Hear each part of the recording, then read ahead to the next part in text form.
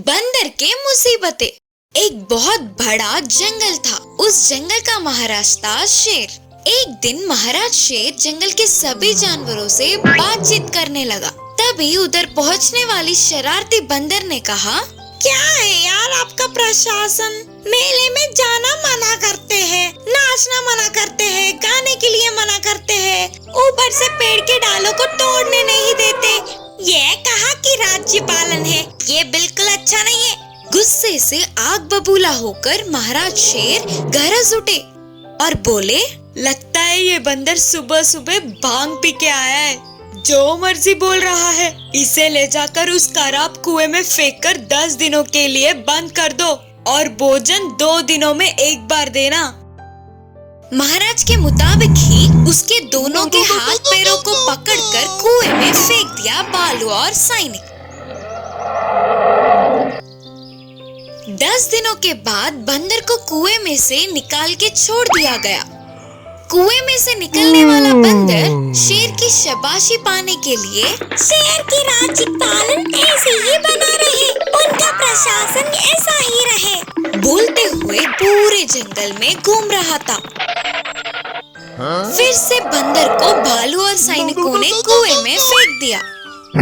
बंदर ने कहा, क्या होता है? तब मैंने शेर के खिलाफ बोलने के लिए सजा काटा, अब मैं उनके साथ हूँ ना, तो फिर से तुम लोग आके इस तरह मुझे पुराने कुएं में फेंक रहे हो क्यों? करके चौंकते हुए पूछा बंदर। बेवकूफ बंदर, अभी इस जंगल का राजा शेर नहीं बल्कि शेर का दुश्मन भाग है, और तुमने भाग राजा के दुश्मन शेर का ही साथ दिया, इसीलिए तुम्हें फिर से वही दंड मिला, बोला भालू। महाराज के खिलाफ था तभी सजा, और महाराज के साथ हूँ तो भी सजा, बोला बंदर। तब वहाँ आने वाले तोते ने कहा, समय और जगह देखे बिना दूसरों के निर्णय में घुसे तो ऐसे ही अपना ही नुकसान होगा। तब बंदर समझ गया और बोला, सच में जो चीज हमसे जुड़ा नहीं है उनमें हमें पड़ना ही नहीं चाहिए। आलसी गधा। एक गांव में एक व्यापारी रहता था। वह व्यापारी सब तरह के सामान बेचता था। बाजार में कम दाम में खरीदने वाले सामानों को गांव में जाकर घर घर बेचता था। उन सामानों को उठाने के लिए उसके पास एक गधा था। सामानों को पोटली में बांधकर उस गधे के पीठ पर रख के बाजार से गांव तक और गांव से उसके घर तक घुमाया करता था। पूरा दिन भारी सामानों को उठाने से बेचारा गधा थक जाता था। एक दिन व्यापारी ने बाजार में नमक खरीदा। वो तो पहले से ज्यादा भारी था। गधा उस भारी पोटली को उठाते हुए व्यापारी के पीछे आ रही थी। उस दोपहर में बहुत धूप थी। गधा और ज्यादा थक गया और उसे प्यास होने लगी। उतने में एक तालाब आया। गधा तुरंत उस तालाब के पास गया। उस तालाब में फिसलकर गधा नमक के बोरियों के साथ गिर पड़ा और वह पानी में डूब जाने के डर से हाथ पैर हिलाने लगा। लेकिन वह अनजाने में तैरने लगा और उसके पीठ का भारी सामान हल्का होने लगा। फिर गधे ने तुरंत किनारे पर आके पानी को सुखा लिया। गधे ने ध्यान दिया कि उसके पीठ का भारी बोरी हल्की हो गई और उसके पीठ को आराम मिला। उस रात गधा सोचने लगा कि ऐसा चमत्कार कैसा हुआ, लेकिन उस बेचारे गधे को क्या पता कि पानी में नमक घुल जाता है। अगली बार अगर बोरियां भारी होंगे तो इस तालाब में कूदने का निर्णय लिया। अगले दिन व्यापारी ने कपड़े खरीदे। तब व्यापारी ने सोचा, कल मेरी कमाई अच्छी नहीं हुई, आज ढेर सारा लाभ उठाना ही पड़ेगा। सोचते हुए पहले से भी ज्यादा सामान खरीदा और उस सामान को गधे के पीठ पर रखा। फिर से गधे को पैर और पीठ ज्यादा दर्द होने लगे और वह तुरंत तालाब के पास जाकर पानी पीने का नाटक करते हुए पानी में कूद गई और पूरी पोटली भिगाने के लिए अपने हाथ पैर चलाने लगा।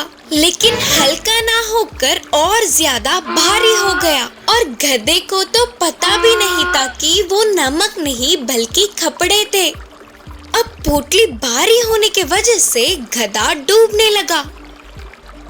तभी व्यापारी ने तालाब में कूदकर गधे को बाहर निकाला। उस रात गधे को बहुत दुख हुआ, साथ ही पहले से ज्यादा पैर और पीठ दर्द होने लगे और भीगे कपड़ों को उठाने की वजह से जुकाम भी हो गया। तब गधे को अपनी गलती समझ में आ गई। उसने सोचा कि अब कभी भी अपने काम से बचने के लिए गलत रास्तों का प्रयोग नहीं करेगा। बिच्छू और कछुए की कहानी। एक जंगल था। उस जंगल में एक तालाब था।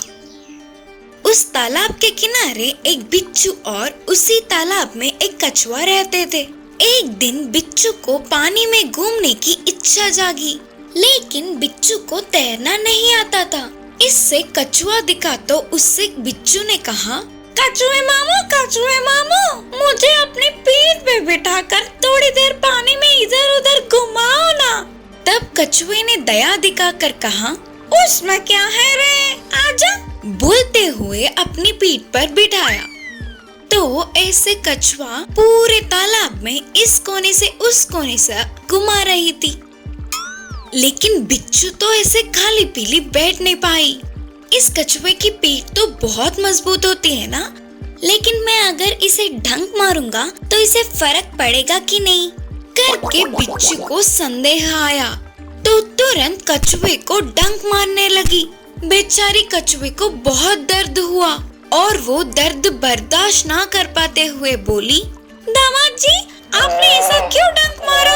तब बिच्छू ने हंसते हुए कहा, मजाक में डंक मारना मेरी आदत है। इस बात से कछुए को बहुत गुस्सा आया और इस बिच्छू को किसी भी तरह सबक सिखाने का निर्णय किया और तुरंत कछुआ पानी के अंदर डूबने लगी। तो अचानक से बिच्छू डर के आश्चर्य हुआ और बिच्छू को पानी में सांस न आने पर वो तड़पने लगी। कछुए मामू, क्यों ऐसे पानी में डूब रहे हो? तो कछुए जवाब दिया कि मजाक में पानी में डूबना मेरी आदत है रे। बोलते हुए पानी में डूब गई। ऐसे अचानक कछुए के पानी में डूबने से बिच्छू को सांस न आई और वो बहुत तड़पने लगी। फिर थोड़ी देर बाद धीरे से कछुआ बिच्छू को अपनी पीठ पर बिठाकर तालाब के तट पर ले आकर छोड़ दिया।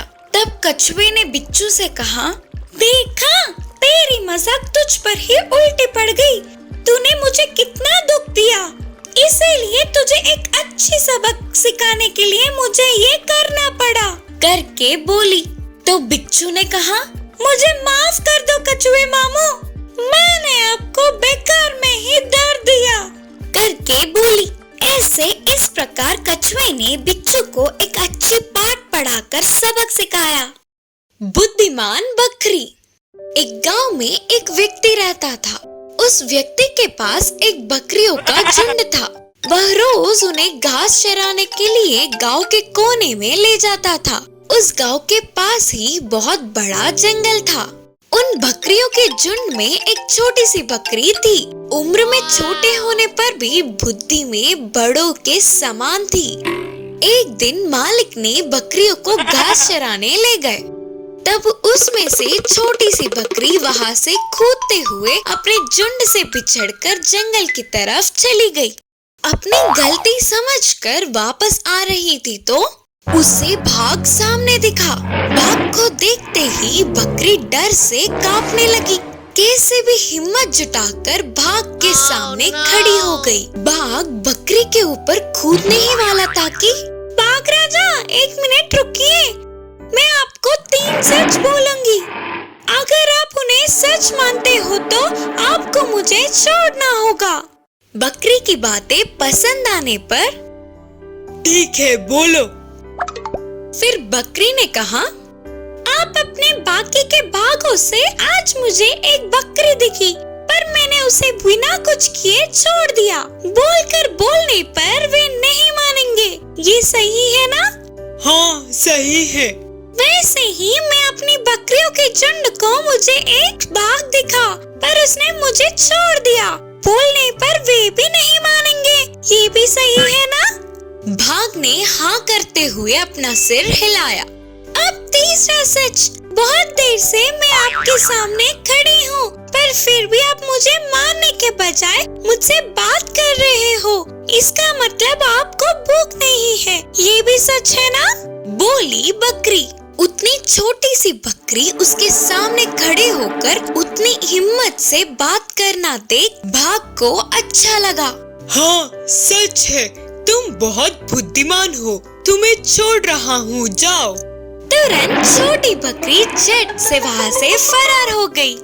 घर लौटने के बाद यह सारी बात अपने झुंड से बोली। यह सुनकर बाकी की सारे बकरियों ने उस छोटी सी बकरी की तारीफें की।